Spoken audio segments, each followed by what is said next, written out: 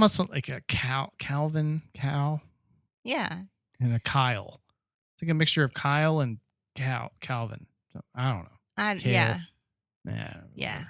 But if your friend names their dog the name that you want to name your baby, it's out. That's you pretty. can't name your baby that's after someone ridiculous. else's dog. So Kevin's mad mostly because they're gonna have to name their new child after one of her uncles, and his name is Moral MacArthur.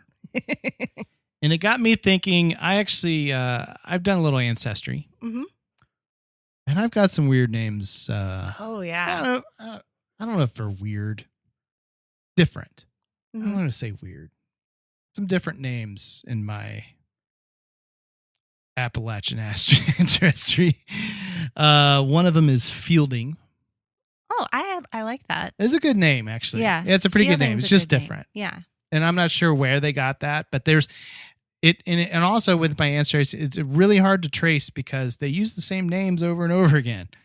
So you have to like pay attention to like when they were born because it's likely a child of or they skip a generation or something like that. Milburn. I like that. Interesting name. Yeah. Archibald. Ooh. Which could be Archie, right? Yeah. Yeah. And Cletus. Cletus, Hell the yeah. slack-jawed yokel. Yeah. So there's some names back in my. I did not name any of my kids any of those names because those were, I guess, more male names, and you didn't really get around to that. No, I didn't. Yeah, I had all ladies, and really like all the female names, and they're pretty normal, fairly normal. So nothing too different. So, but yeah. If Kale didn't work, I have to go with Milburn. And then there was like an alternating, like it was Milburn and Archibald, I think. It was like a son, and then it was like so, and then like the child was Archibald, and then the next child was Milburn, and the next child was Archibald. It was like, what is happening? Who are these people? Can you not think of another name? Yeah, it's all the same last name. It's like stop naming them after each other. I can't figure this out. Who are you? Are you an uncle or are you in this? I can't find the line. Oh, but Audre finally gets there. He's finally at the. Oh yes. The Sunday. And we talked a little bit about his outfit, but I wrote it down here. He's got a red hat that is backwards. Mm-hmm. Like a ball cap, like a baseball cap. Yeah. Yeah. He has a white, maybe gray t-shirt. I thought it was gray.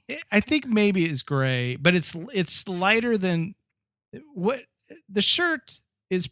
Pretty loud in the sense that there's a lot going on. There's the word Liberatus on there. And there's a large blue Pegasus that's like under his left armpit area. I tried to find it. I had no idea where this went. But I think the worst part of the outfit is he's wearing a long sleeve t-shirt underneath his short sleeve t-shirt, and that is brown. Like it doesn't match. Yeah. Yeah. It just looks like a child. He looks like he's dressed like go to high school or something like that. He looks like this is 2009.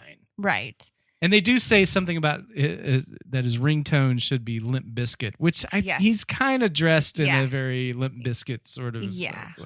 Which when that he did look like he was going to go to high school. I think after the game. And maybe he because of meeting these other guys and they've looked up to him, maybe he's trying to dress. Maybe that's how they dress when they're not in their suits. You know, at their coffee shop, they're like. Or maybe he feels like the cool guy from high school. And he's like just trying to be like the guy that he thought was cool in high school. There you go. Yeah, this is the guy. This is the cool guy. This is how the cool guy dressed in high school. I feel cool because the extraordinary gentleman Yes. think I'm awesome. Yes. Therefore, I'm going to dress like this because he doesn't really dress like this later on. Oh, I feel like he's probably going to try to keep finding himself. Yeah, he's a little more damper. Is that damp? Dapper? Dapper. There you go. Is he a dapper Dan? I knew that word was somewhere in there. Yeah, he dresses more that way, and because I mean you've already seen it with the hats. Oh yeah, yeah.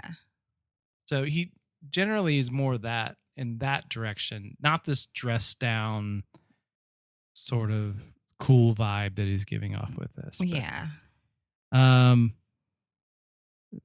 Interesting.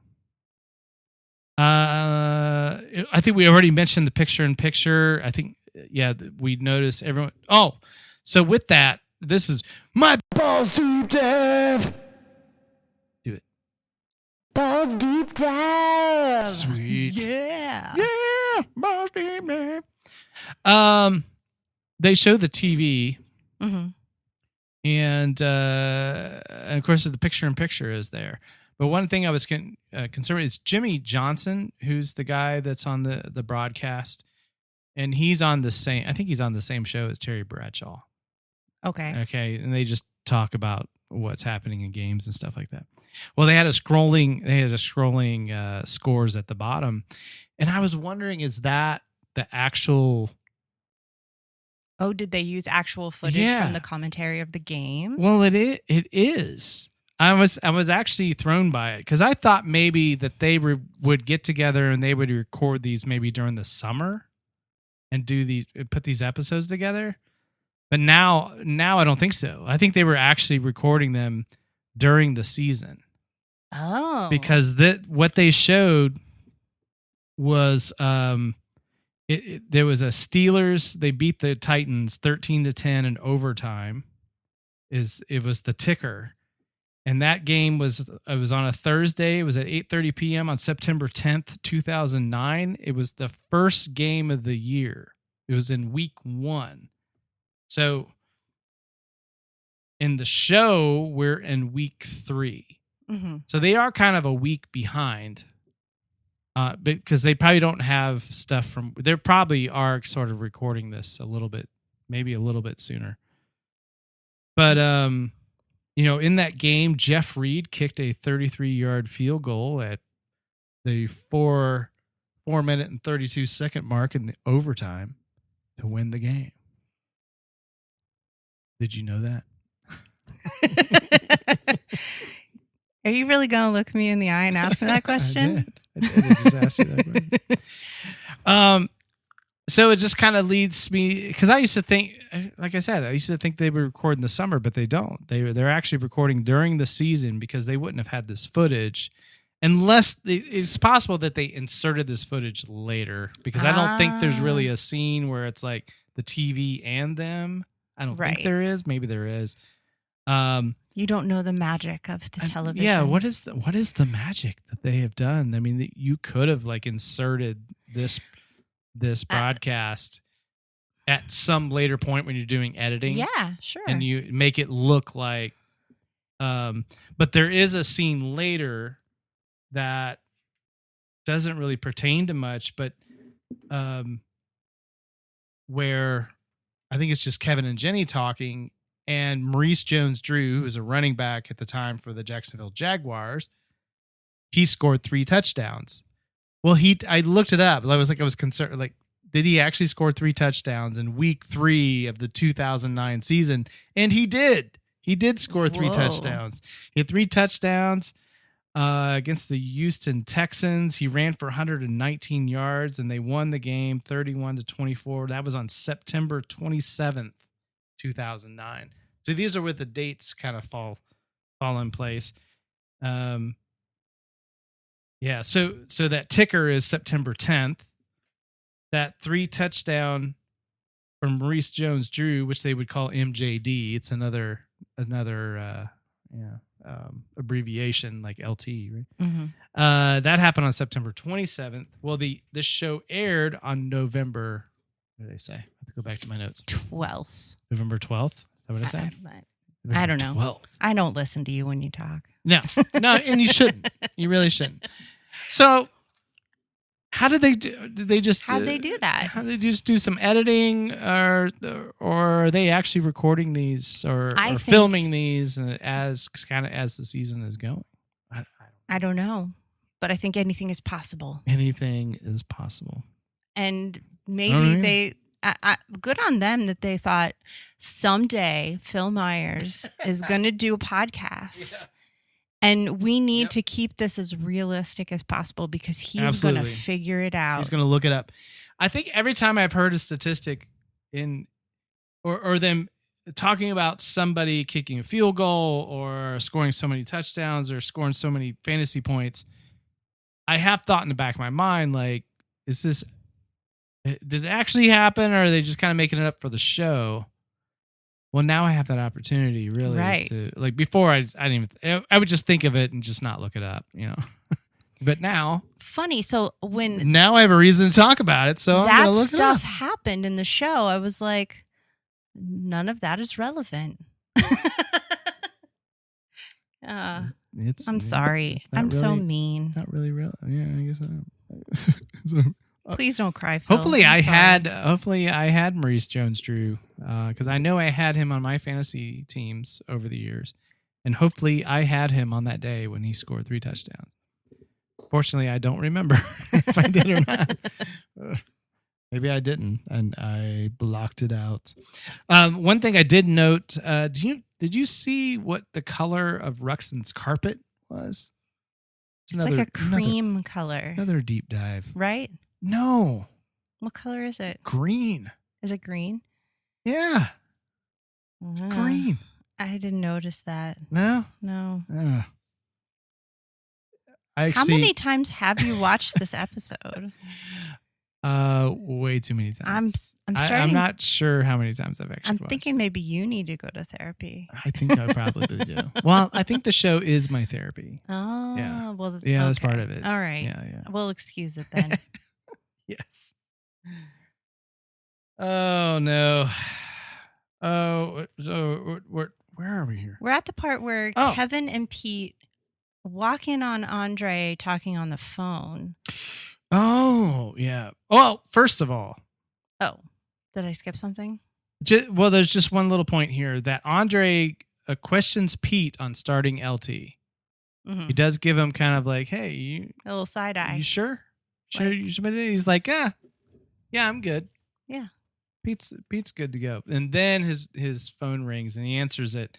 But he told those guys not to contact him on Sundays. But why is he answering the phone? Right. He should just no.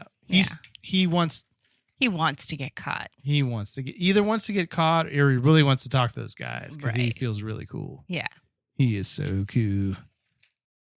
So yeah, we go to the office. Right. And this is where Audre talks about the hammer again. Because the hammer forgot about a bye week. I know that means nothing to you right now. Yeah, I don't know what that means. We'll get there. Okay. We're in week 3. There should not be any bye weeks. I'm not sure what he's talking about bye weeks. Week 3, there won't be any bye weeks. Usually maybe week 4 might be the earliest at this point. Okay. But you don't know what I'm talking about, but it doesn't matter. Okay. We're not going to talk.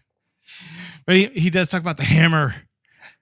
But Pete and Kevin enter, and Audre confesses. And he tells him how awesome he is in this other league. And he is very, he's pleading to them. And we get to Audre's sensitive teeth. Yes. He's like, they don't even make fun of me for my sensitive teeth. And I think Kevin says, is it the semen that dissolves all the enamel? Yeah. I thought that was pretty funny, actually. And Audre, I wrote these down because I thought these were funny lines. He's like, they're so concerned about my sensitive teeth. They say, "Oh, Audre, is that too hot for you? Oh, Audre, we care about your enamel." And then Kevin, who is not sensitive to any of this, says, "Oh, Kevin, can we shoot it in the back of your mouth to avoid hitting your teeth?" Oh, and then they make a reference to honeydew. Oh yeah.